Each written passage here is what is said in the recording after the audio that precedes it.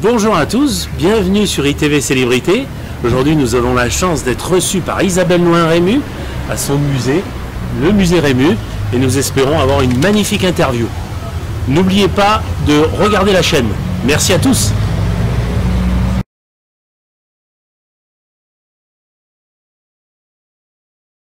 Oui, alors depuis ma naissance, bébé, dois dire, je ne me souviens pas très bien. Hein. Mais après, contrairement à ce que l'on peut penser, j'ai eu un parcours tout à fait normal. Pas d'enfant, puisque maintenant, les vedettes, on les appelle tous des stars. Je trouve ça assez rigolo. Donc je n'ai pas eu une enfance d'enfant de star, puisque mes parents ont divorcé quand j'étais très jeune. Mais j'ai toujours gagné ma vie, travaillé tout à fait normalement, comme tout le monde. Et j'ai travaillé d'abord pour l'armée américaine, puisque j'étais parfaitement bilingue. Ensuite, je suis partie en Angleterre, où je dirigeais un très grand magasin de chaussures. J'ai été étalagiste, j'ai même travaillé dans un pub, parce que quand je suis arrivée en Angleterre, c'était pas encore le marché commun, donc on avait beaucoup de mal à trouver des emplois. Donc j'ai fait plein de choses, je connais toutes les mixtures absolument infâmes que boivent les Anglais, je ne sais pas comment ils font. Mais, et puis ensuite, eh bien, on s'est lancé dans la grande entreprise de la création du musée avec maman en 81.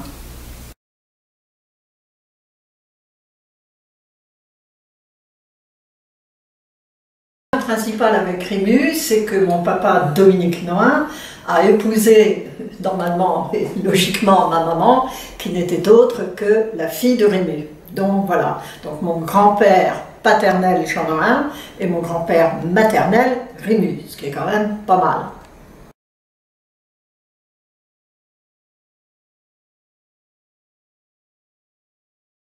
Non, absolument pas. Alors, mon grand-père est mort en 1946. Le 20 septembre 1946, c'est pour ça que cette année on commémore le 70e anniversaire de sa disparition. Je suis arrivée un petit peu plus tard, pas beaucoup, mais un peu.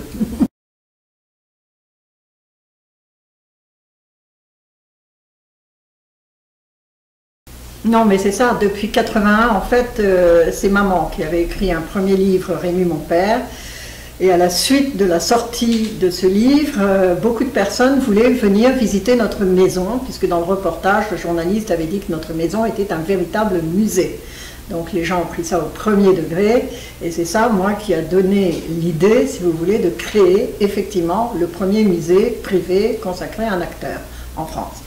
Et il est certain que je suis la petite fille de Jean Noin, que j'ai bien connu, mais je serais incapable de vous dire tout ce qu'il a fait dans sa vie. Alors que Rému, évidemment, à partir du moment où on a créé le musée, j'ai tout appris de sa naissance. C'est moi de toute façon qui monte toutes les expositions, donc je connais tous les documents.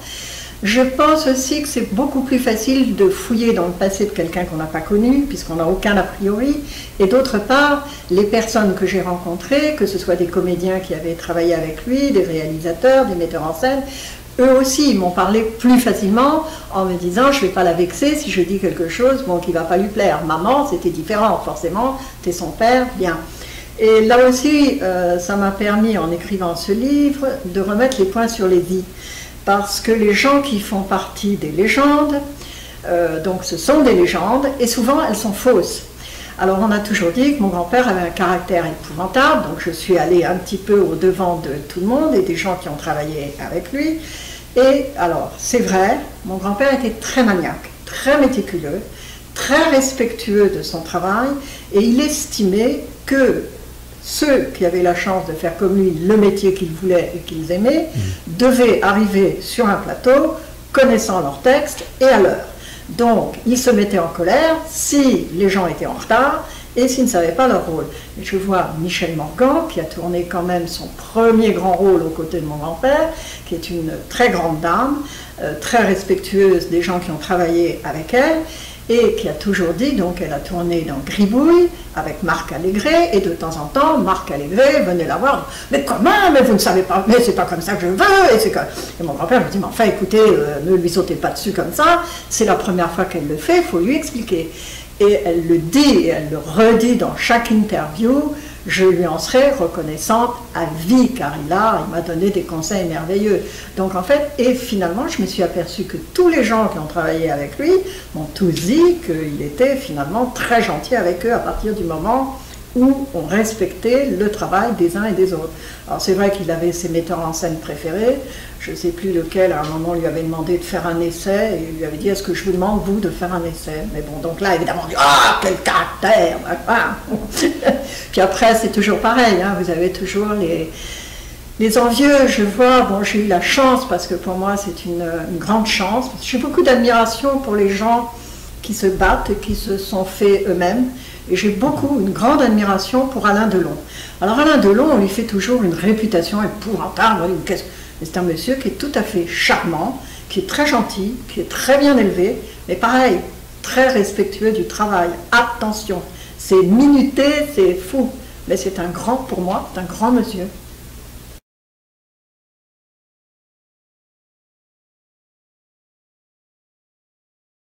Oui, il y a eu Sacha Guitry, effectivement, mais au départ, non, le premier à lui avoir vraiment donné une grande chance, c'est Georges Feydeau. Car en fait, mon grand-père, bon, au départ, c'était avant la guerre, on leur faisait faire des petites fantaisies militaires, les tourlourous, et effectivement, il avait rencontré non pas Sacha Guitry, mais Lucien Guitry, qui lui avait dit, écoutez, jeune homme, enfin, vraiment, il ne faut pas que vous végétiez comme ça au musical, il faut que vous fassiez du théâtre, et je vais m'occuper de vous. Malheureusement, le temps qu'il s'occupe de lui, il y a eu la guerre. Mon grand-père a fait la guerre de 14, au 5e train d'Orange, pardon, 15e train d'Orange. C'est là, j'ai appris beaucoup plus tard, que c'est là où on mettait tous les gens qui n'avaient pas fait d'études. Donc c'est ceux qu'on mettait devant avec la baïonnette, et vas-y donc. Et heureusement, je dois dire, dans son malheur, mon grand-père a été blessé rapidement, donc il a été réformé en 15. Et évidemment, quand il est revenu sur Marseille, le tout petit nom qu'il avait été complètement oublié, et c'est là où il rencontre Georges Feydeau. Et Feydeau venait d'écrire Monsieur Chasse, et il le connaissait, mon grand-père, et il lui dit, écoute Jules, est-ce que tu pourrais m'indiquer un comédien avec l'accent de Marseille? Il dit, oui, moi. Et l'autre s'est dit, bon, je risque rien à l'époque, hein, un engagement, c'était à la semaine, bon, il s'est dit, bon, on va faire un essai. Et ça a très, très bien marché.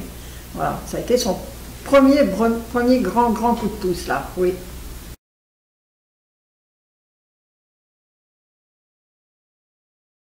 Ah, grande question. Alors là, c'est peut-être la millième fois que je raconte cette anecdote. Alors en fait, eh bien, mon grand-père était au théâtre et jouait dans une pièce qui s'appelle Les Amis de pension. Et il était habillé en femme. Bon, et puis donc, c'était un petit sketch en fait. Donc il va dans sa loge, toujours habillé en femme, quelqu'un frappe à la porte, il voit un jeune homme, il dit « Oh, pardon madame !» Alors évidemment, tout d'un coup, avec sa grosse voix, il dit « Mais enfin, qui cherchez-vous » Ah, alors l'autre se dit « Bon, ça va, c'est Rému, ah, ben, c'est vous que je cherche, bon, alors rentrez. » Il le fait asseoir et l'autre lui dit bah, « Écoutez, je viens vous voir parce que je viens d'écrire une pièce, Marius, et j'aimerais que vous la lisiez. Et je vous ai écrit le rôle de Panis, qui est pour moi le plus grand rôle de ma pièce. Je l'ai écrit spécialement pour vous. » Bon, mon grand-père le regarde, dit « Vous savez, jeune homme, hein, moi je joue du Sacha Guitry, du Tristan Bernard, du Marcel Achard. » Et l'autre lui répond « Ah oui, mais moi, je suis né à Aubagne. » Ah, comment? Mais il fallait me le dire tout de suite, on est presque collègues, laissez-moi votre couillonnade marseillaise, revenez me voir dans une semaine, je vous dis ce que j'en pense. Et avant que le jeune homme ne sorte, il lui dit, mais donnez-moi votre nom. Et l'autre lui dit Pagnol, Marcel Pagnol. Bon, donc entre-temps, mon grand-père se renseigne, un peu savoir qui c'était ce Marcel Pagnol. Bon, il voit qu'il avait fait jouer quand même plusieurs petites pièces de théâtre qui avaient bien marché, et il lit la pièce, et évidemment, il est enthousiasmé. Donc 3 jours plus tard, Marcel est quand même de retour, parce qu'il dit, bon, il faudrait que je sache. Et là, mon grand-père lui dit, bah, écoutez, jeune homme, j'ai 2 très bonnes nouvelles pour vous, par contre, une beaucoup moins bonne. Alors, la première bonne nouvelle, j'ai lu votre pièce, elle m'a beaucoup plu. Deuxième bonne nouvelle, je vais la jouer. La mauvaise nouvelle, la voilà, je ne serai pas Panis, je serai César. Et là, Pagnol est catastrophé, parce que Panis, c'est un grand rôle, il y a je ne sais pas combien de lignes, et il le regarde, mais enfin, César, c'est pas un rôle. Ah, mais ça n'a aucune importance, moi, j'en ferai un rôle, et vous voulez t'offrir un peu. Oh, et Marcel revient à la charge, mais il lui dit, mais pourquoi voulez-vous interpréter ce petit personnage?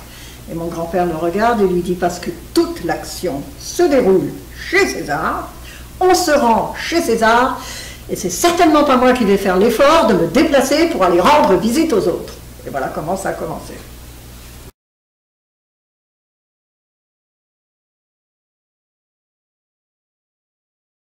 Voilà, alors oui, effectivement, c'est une sacrée carrière. Non, c'est vrai qu'on a toujours tendance à penser que le cinéma parlant a toujours existé, mais c'est faux. Et donc, au départ, c'est ça, on dit, mais qu'est-ce qu'il faisait, Rému? Ben, il faisait du théâtre. Alors, il a fait énormément de théâtre. Il a créé donc de très nombreuses pièces qui ont d'ailleurs été adaptées au départ quand le cinéma parlant est arrivé. Je vois le premier producteur qui est venu le voir quand le cinéma parlant est sorti, c'est Roger Richevet, marseillais, et qui lui dit, Monsieur Rému, comment se fait-il que vous n'ayez pas fait de cinéma? Il dit, personne ne m'a demandé. Alors, il m'a dit, moi, je vous le demande. Et est-ce que vous pouvez penser à quelque chose qui pourrait être adapté pour qu'on tourne? Et mon grand-père lui dit, ben oui, il y a une pièce de Sacha Guitry, Le Blanc et le Noir, je pense que c'est une petite comédie, ça serait merveilleux. Et c'est fantastique à regarder dans la carrière de mon grand-père, puisque ni les acteurs, ni les réalisateurs n'avaient l'habitude de faire du cinéma. Donc, ça a été tourné comme une pièce de théâtre, avec un petit rideau, acte 1, acte 2, et ça a été tourné dans l'ordre. Donc c'est un film document à voir, c'est rigolo.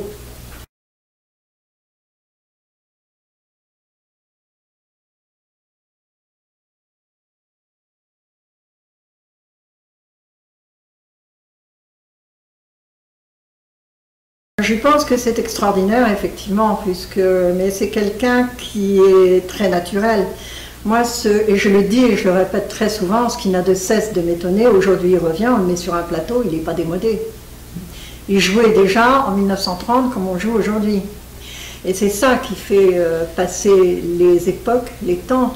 Bon, combien de personnes regardent la trilogie, là aussi, très fort du côté de Pagnol, parce que Pagnol a écrit des choses dans lesquelles peut se reconnaître tout le monde. C'est le puisatier, c'est un boulanger, c'est un patron de bar, c'est pas le roi de machin dont personne ne peut s'identifier, et ça fait très démodé. Tandis que là, c'est la vie du petit peuple de tous les jours. Et je vois, même si mon grand-père est né à Toulon, mon Dieu, mais les Marseillais, il ne faut pas toucher un cheveu de Rému. Et je le vois, le nombre de fois, on me dit, ah non, non, non, on a encore regardé Marius, on a encore... D'ailleurs là, récemment, on l'a passé à Marseille en extérieur, puisque les Pagnols ont fait rénover toutes les copies. Il y avait un monde fou, assis sur des cailloux, beaucoup de jeunes aussi, et ça c'est fantastique. Donc c'est quelque chose qui passe les temps. Et puis je vois, il y a énormément de comédiens qui font encore référence à Rému. Donc c'est certain, c'est un très très grand comédien.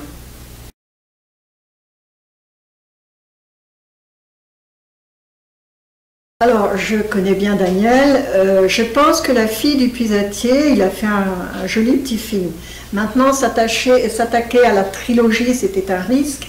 En plus, alors, j'ai beaucoup d'admiration pour Daniel Auteuil en tant que comédien, parce que c'est quelqu'un qui se met complètement dans le rôle. Et je pense, à sa décharge, que là, il avait trop à faire. Producteur, déjà beaucoup de soucis, metteur en scène, réalisateur, et reprendre le rôle de Rému, parce que c'est vrai que Daniel, je l'avais rencontré, il était venu me voir au musée à Cogolin, à l'époque où il devait tourner le Van Gogh de Piala. Après, bon, ça ne s'est pas fait, mais quand il a passé la porte du musée, il avait la tête de Van Gogh, il s'était laissé pousser les cheveux, enfin, bon, non, c'est un comédien, et d'ailleurs, j'ai toujours trouvé que peut-être on ne lui avait pas attribué des rôles à sa dimension.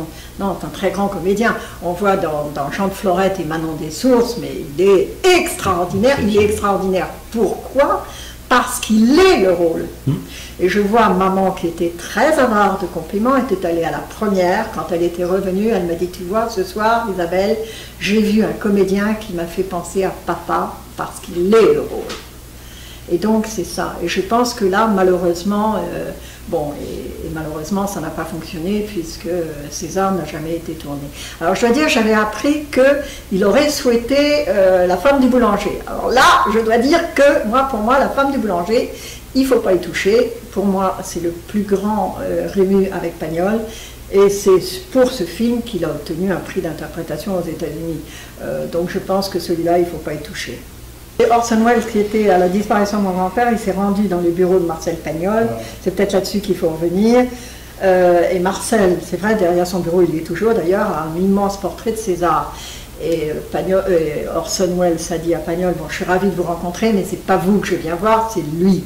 Et là, Pagnol a dit, vous arrivez trop tard, il vient de nous quitter. Et c'est là où Orson Welles a répondu, c'est fort regrettable pour vous, vous venez de perdre le plus grand acteur du monde.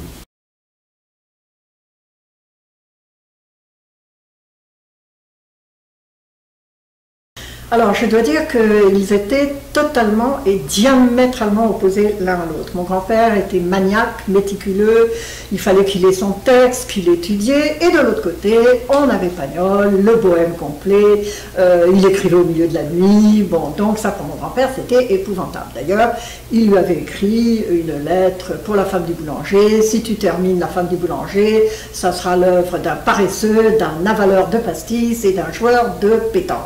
Bien. Mais il y avait entre deux, depuis la création de Marius, quelque chose de très fort. Car à l'époque où Pagnol a écrit Marius, il était très amoureux d'Orane de Mazis et bien sûr il voulait qu'on la mette sur scène un maximum. Donc il lui écrivait des scènes d'amour dithyrambiques qui n'en finissaient plus, qu'elle devait jouer avec Pierre Freinet. Et un jour, Freinet va voir mon grand-père en disant, écoutez, moi je n'en peux plus, alors vous avez quand même une influence sur Marcel, il faut lui demander de raccourcir les choses, c'est plus possible. Et effectivement, il y avait à l'acte 3 une très très grande scène d'amour qui durait 25 minutes, et à l'acte 3, il y avait également la partie de cartes. Alors mon grand-père va voir Pagnol, il le prend un peu à part, il lui dit, écoute, quand même, toi tu assistes à toutes les répétitions, tu as dû remarquer, l'acte 1 c'est très bien, l'acte 2 aussi c'est enlevé, mais alors l'acte oh, mais c'est beaucoup trop long. Alors il insiste bien sûr sur cette scène d'amour et il lui dit, moi vraiment je serai à ta place, j'enlèverai quelque chose, j'enlèverai une scène, c'est plus possible. Bien. Et Marcel lui dit, bah écoute, j'y réfléchis, je te tiens au courant. Et 3 jours plus tard, rayonnant, il était revenu, il lui dit, ah oui, tu as raison, d'ailleurs tu nous as sauvés de la catastrophe, alors j'ai suivi ton conseil, j'ai retiré une scène, alors j'ai demandé surtout à la secrétaire qu'elle la supprime, mais alors de tous les manuscrits, comme ça on sera tranquille, je lui ai demandé d'enlever la partie de cartes. Et c'est vrai qu'il n'y croyait pas d'ailleurs. Si vous relisez Confidence, Pagnol a écrit j'estimais que c'était pas digne de mon œuvre, que c'était digne de l'Alcazar, Rutiti, ratata, bon. Alors ça faisait bien sûr pas du tout l'affaire de mon grand-père, qui va voir Freinet en lui disant bon, on a un problème, mais je crois que j'ai peut-être trouvé une petite astuce. On va aller voir Orane et on va lui dire on fait une farce à Marcel pour le soir de la Générale. Vous savez, la Générale d'une pièce de théâtre, c'est un moment important, il y a la presse, il y a vos amis de la profession, enfin des gens plus ou moins hypocrites qui viennent voir les acteurs, les comédiens à l'entracte, oh mais tu joues divinement bien, l'auteur, oh c'est un petit bijou. Ils sortent, ils disent c'est un four, ils jouent comme des pieds. Bon, donc en cachette, mon grand-père appelle le régisseur du théâtre, il lui dit il faut que tu me décodes une table, des chaises pour cette partie de cartes, il fait répéter la partie de cartes. Et le soir de la Générale, Pagnol découvre sa pièce un peu modifiée. Et c'est là où il est allé dans la loge de mon grand-père. Il lui a écrit sur la tapisserie « Monsieur Rému est un génie, signé Pagnol, 1930 ». Petit morceau de papier que mon grand-père, bien sûr, a déchiré, qu'il a mis sous un cadre et qu'il a toujours précieusement conservé sur son bureau en disant que c'était le plus beau cadeau de sa carrière, mais surtout ça lui permettait de le remettre sous le nez de Marcel quand ils avaient des divergences d'opinion.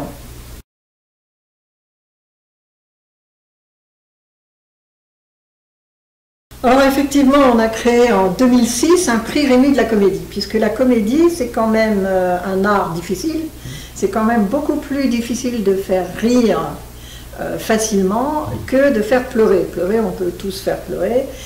Rire, c'est beaucoup plus difficile.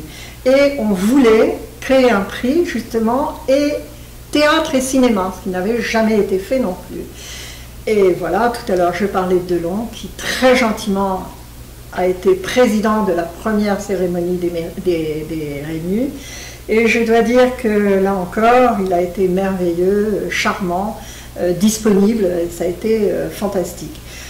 Par contre aussi, ce qui m'avait moi beaucoup plu, alors c'est pas très gentil ce que je vais dire là, mais c'est le papier qui est sorti dans le Parisien, où ils avaient mis beaucoup moins rasante que la cérémonie des Molières et beaucoup moins guindée que les Césars, les Rémus ont eu lieu ce soir. Donc je dois dire, pour une première, j'étais assez contente.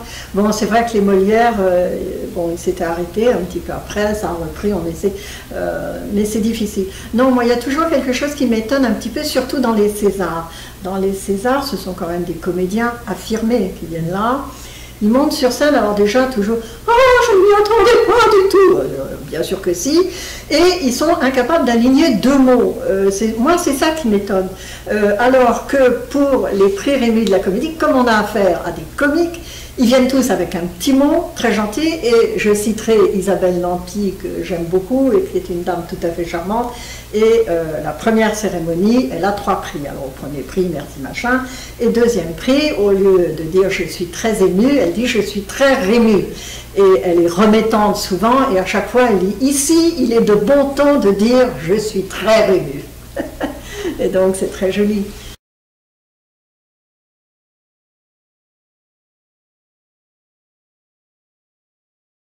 Eh bien, forcément à Rému, puisque c'est l'année du centenaire de sa naissance, donc c'est maman, bien sûr, en 1983.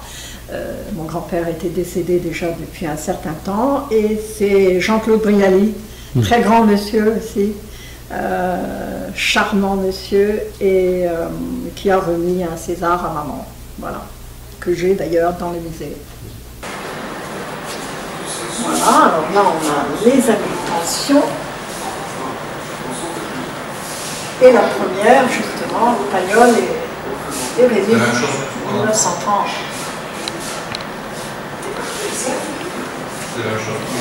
Et le César, le fameux César. Anecdote.